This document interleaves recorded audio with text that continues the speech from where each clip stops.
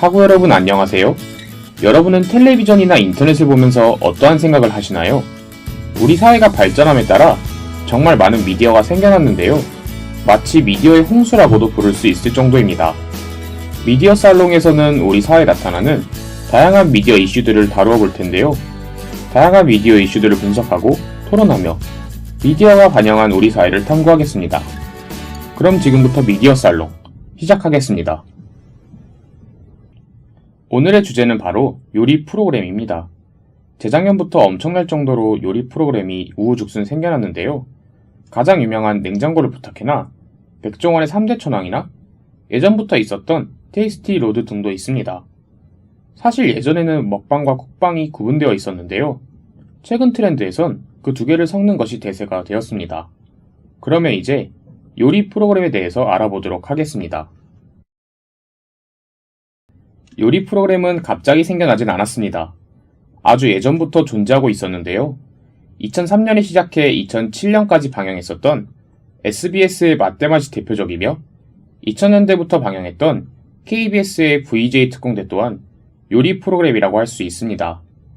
요리 전문 채널인 CJ미디어 소속 올리브TV 또한 2000년에 개국했으니 길진 않지만 짧다고 할 수 없는 역사를 가지고 있습니다. 그런 요리 프로그램이 갑자기 우후죽순 생겨나게 된 이유는 무엇일까요? 정확히는 요리 프로그램 전체가 아니라 먹방에 먼저 주목을 해야 할 것 같습니다. 먹방은 음식을 먹는 방송을 지칭하는 말인데요. 그 유래가 확실하진 않지만 2008년경 인터넷 방송에서부터 시작했다는 분석이 있습니다. 처음에는 지금처럼의 인기는 없었지만 인터넷 방송이 발달하면서 점점 인기를 얻게 됩니다.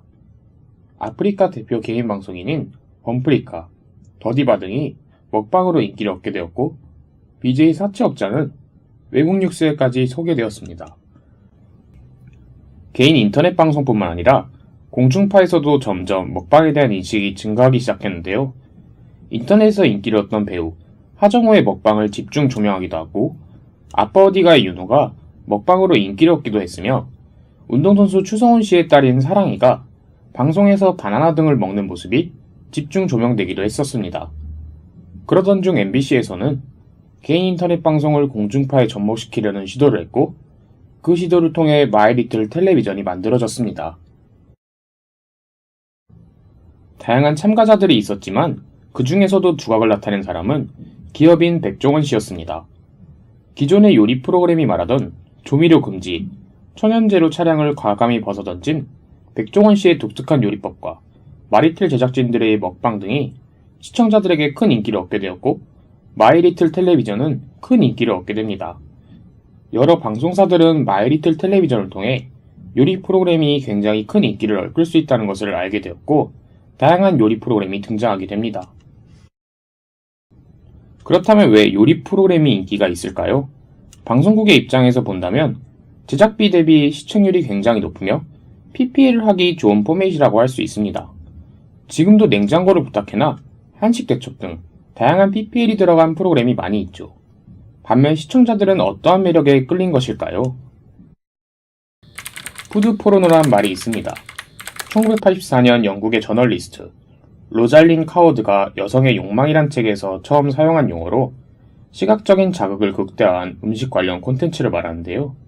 푸드 포르노는 음식의 맛에 집중하기보다 뚜렷한 색감과 과장된 분위기를 연출하는 등 시각적인 부분에 치중해 보는 사람의 식욕을 자극합니다.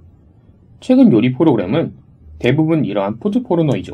이전의 요리 프로그램과는 다르게 현재의 요리 프로그램은 먹는 모습을 담고 있습니다. 이를 통해서 한 가지 가설을 낼 수 있는데요. 그것은 바로 우리가 푸드 포르노를 통해서 정서적 허기를 채운다는 것입니다. 물질적으로는 풍요로워졌지만 정서적으로도 풍요로워졌다고 말할 수 없는 현대 우리 사회.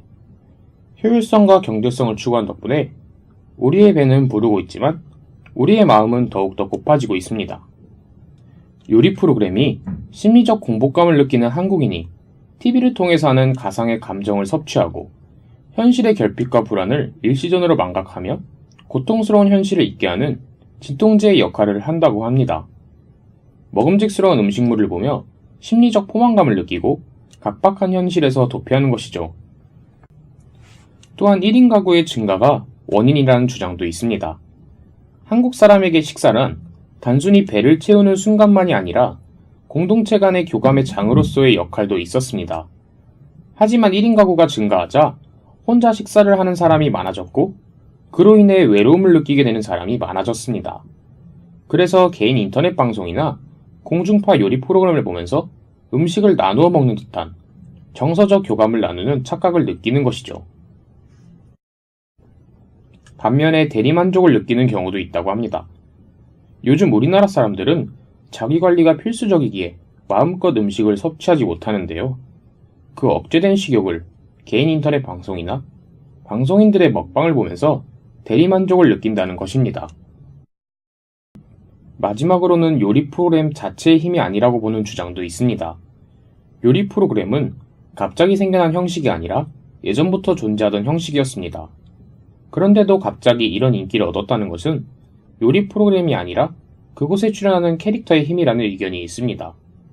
마이리틀 텔레비전, 집밥 백선생 등의 백종원 씨나 맛있는 녀석들의 김준현 씨, 그리고 냉장고를 부탁해 요리사 출연진들의 캐릭터가 있기에 가능한 성공 신화라고 보는 것입니다. 이를 증명하듯이 현재 위의 출연진들이 나오지 않은 프로그램이나 혹은 너무 과한 캐릭터성이 소비된 출연진이 나오는 요리 프로그램은 대부분 폐지가 되어버렸습니다. 최근에 요리 프로그램들의 인기는 많이 낮아졌습니다. 아까 언급했듯이 많은 프로그램들이 폐지됐기 때문이죠. 이러한 가운데 몇몇의 요리 프로그램들은 자신들의 특징을 살려 생존을 이어가고 있습니다.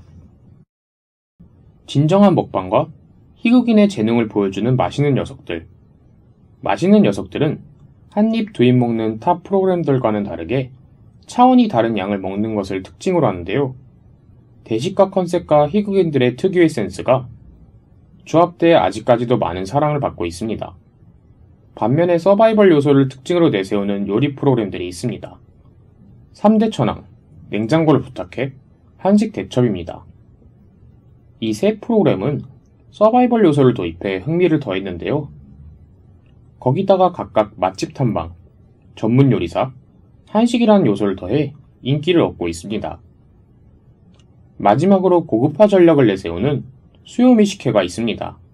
대중적인 맛을 주요 무기로 하는 다른 프로그램들과는 다르게 미식을 중점으로 하는 수요미식회는 미식 전문가들을 초빙해 요리에 대한 지식을 알려주고 또 MSG가 아닌 천연의 맛을 특징으로 하는 음식점들을 소개해 높은 시청률을 기록하고 있습니다. 현재 대세의 반열에서는 내려왔지만 그래도 식지 않은 인기를 보여주는 요리 프로그램, 여러분은 어떠한 생각이 드셨나요? 요리 프로그램이 너무 과한 PPL을 지적하는 사람들도 있었으며 또한 푸드포르노의 원색적인 내용을 비판하는 사람들도 있습니다. 오늘의 내용이 여러분의 생각의 길을 열어주었기를 바라며 미디어 쌀록 마치겠습니다. 지금까지 제작기술의 박규태 프로듀서, 진행의 서덕우 아나운서였습니다.